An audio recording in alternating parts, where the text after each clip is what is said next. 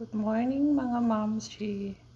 Today's video po ay magluluto tayo ng ginataang tilapia.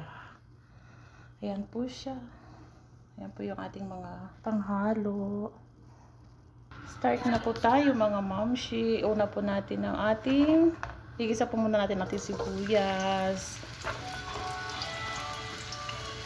Ayan po.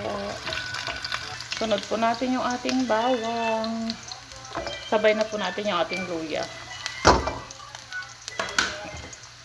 Imikos-mikos lang po natin para lumabas yung kanyang aroma.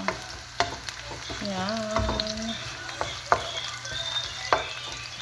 I-add na po natin yung ating gata. I-add po natin yung ating gata tapos pakuluin lang po natin siya. Then ilagay natin yung ating isda. Wait lang po natin kumulo. Ayan. Add po natin yung ating patis.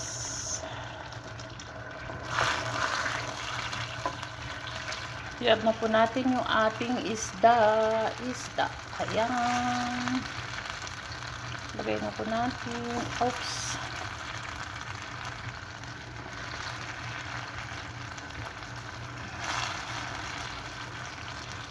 Ayan guys. Lagay natin yung ating sili. Sili pang pagklasa. Takpan po muna natin.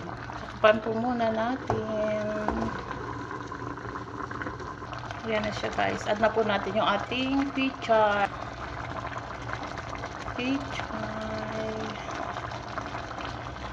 Sabay na natin ito. Pakuluan lang po natin ng ilang minuto. And then, okay na siya. Takpan po natin uli. Ayan. Wait lang natin ng ilang minuto guys. Then, ang ating ginataang tilapia. Aray. Oops. Naku, pati cellphone mahulog. Yan na po guys. Luto na siya. Tikman natin. Tikman po natin. Wow. Ang sarap niya ha.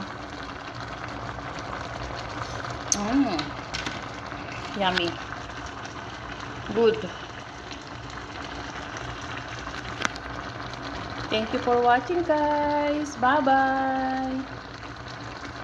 Subscribe please and likes. Thank you guys. God bless all.